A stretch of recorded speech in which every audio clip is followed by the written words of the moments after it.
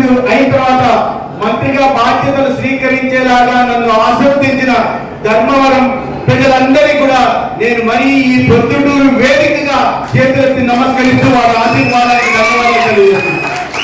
మిత్రులను నేను చేసింది ఏమి లేదు, నేను సాధించింది ఏమీ లేదు. ఒక భారతీయ విద్యార్థి పరిషత్ కార్యకర్తగా 30 సంవత్సరాల క్రితం ఒక ప్రయాణం మొదలుపెట్టి ఆనాడు నా వెంట సోదరుడు శశిభూషణ్ రెడ్డి గారు కూడా ఉన్నారు.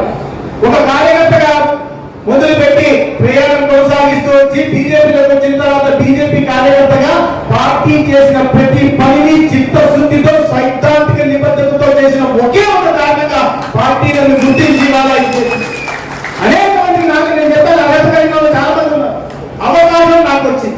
అనేక రకాల సమీకరణాలు, అది భౌగోళిక సమీకరణాల్లో, సామాజిక సమీకరణాల్లో, ఇతర సమీకరణాలు దృష్టిలో పెట్టుకొని నాకు ఈ అవకాశం వచ్చింది తప్ప నా నెత్తి మీద కిరీటం ఉందని నేను ఏదో సాధించాలని భారతీయ జనతా పార్టీ నాకు ఈ అవకాశం ఇవ్వలేదు. అనేక రకాల పరిగణలోకి తీసుకొని ఇవ్వడం జరిగింది.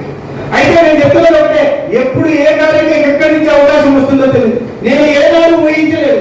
ఇదే ప్రొద్దుటూరు పట్టణంలో సామాన్య లారీ డ్రైవర్కు పుట్టిన సత్యకుమార్ అనేవాడు ఏదైనా ఊహించలేదు. సిద్ధాంతం నచ్చి అంటే సమాజంలో అర్థంలో ఉంటున్న వాళ్ళకి ఈ సంక్షేమ ఫలాలు లభించాలా, అభివృద్ధి ఫలాలు లభించాలా, ప్రతి ఒక్కరి జీవితంలో వెలుగు తింటారా, పేదరిక నిర్మూలన జరగాలా, మౌలిక సదుపాయాల కల్పన జరగాలా, ఈ దేశంలో ఉంటున్న యువతకు ఉద్యోగ ఉపాధి అవసరాలు కలగాల, అక్క చెల్లెల ఆత్మగౌరవం నిలబడాలా, రైతు ఎందుకని ఆ పార్టీలో కార్యకర్తగా నా పేరు మొదలైంది నేను ఊహించలేదు, నేను కలగలేదు, నేను మంత్రి అవుతానని ఆశించడం లేదు. నేను కార్యకర్తగా మొదలు పెట్టినప్పుడు అందరూ పోటీ నాడు పార్టీ దగ్గరికి వెళ్ళి నాకు పోటీ చేసే అవకాశం ఇవ్వమని నేను అడగనే లేదు. మీరు నాకు కర్ణాటకలో పనిస్తారా, కర్ణాటకకి వెళ్ళా, కేరళలో పనిస్తే కేరళకి వెళ్ళా, కరోనా సమయంలో బీహార్లో పని చేయాలయ్యా, బీహార్కి వెళ్ళి ఆనాటి రాష్ట్ర అధ్యక్షులు ఆదేశిస్తే బీహార్కి వెళ్ళా. నేను వెళ్ళి అండమాన్లో పనిచేయాలంటే దీవులు దాటుకుని 2000 కిలోమీటర్ల అవతలకి వెళ్ళి అండమాన్లో కార్యకర్తగా పనిచేసా. ఈ దేశంలో పెద్ద రాష్ట్రం ఉత్తరప్రదేశ్ లో కో ఇన్ఛార్జ్ గా పనిచేయాలంటే ఉత్తరప్రదేశ్ పోయి పనిచేసిన. ఏ రాష్ట్రంలో కావస్తే, ఏ బాధ్యతలో ఇస్తే నువ్వు చిన్న బాధ్యత ఇచ్చినా, జాతీయ కార్యదర్శిగా బాధ్యత ఇచ్చినా, ఏ పని చేయమంటే ఆ పని చేస్తూ పార్టీ సిద్ధాంతం వైపు పార్టీ ఇచ్చిన పనిని చేసుకుంటూ వెళ్ళాలని ఒకే ఒక భావనతో పార్టీ నాకు ఇవాళ అవకాశం ఇచ్చింది. అటువంటి కార్యకర్తలు వేల మంది ఉన్నారు. మీలో కూడా ప్రతి కార్యకర్తలు దాగి ఉన్నారు. ఏ రోజు నాడు ప్రతి కార్యకర్తలు కూడా అవకాశం వస్తుంది. ఆ అవకాశం దిశగా, అధికారం పొందే దిశగా మనం దేశంలో పనిచేస్తా ఉన్నాం.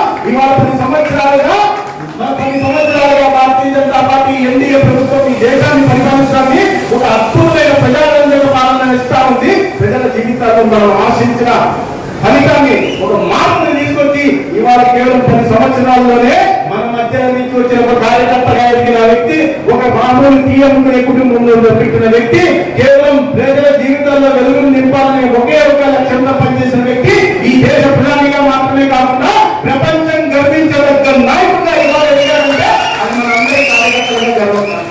అటువంటి పార్టీలో పనిచేసే అవకాశం మిత్రుల దేశంలో 3వసారి అధికారంలోకి రావాల్సిన విషయం కాదు. అనేక రాష్ట్రాల్లో ఒకసారి వస్తే రెండోసారి మీకు తెలుసు. గతంలో ఈ రాష్ట్రంలో అధికారంలో ఉన్న వ్యక్తి 151 సీట్లు ఉన్న వ్యక్తి మధ్యలో 5 సంవత్సరాల తర్వాత ఎన్ని సీట్లు వచ్చాయి? మధ్యలో 5 ఎగిరిపోయింది. 13 సీట్లు వచ్చాయి.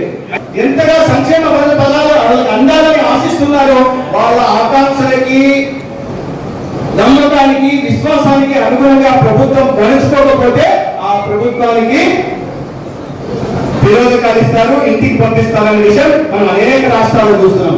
కానీ భారతీయ జనతా పార్టీ విషయంలో మాత్రం అది నిజం కాదు.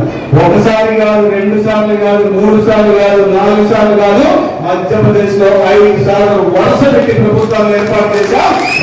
గుజరాత్ లో 7 సార్లు వరుస పెట్టి ప్రభుత్వాన్ని ఏర్పాటు చేశామంటే ప్రజలు వాళ్ళ మనోభావాలకు అనుగుణంగా మనం ఎలా నడుచుకుంటామన్న విషయం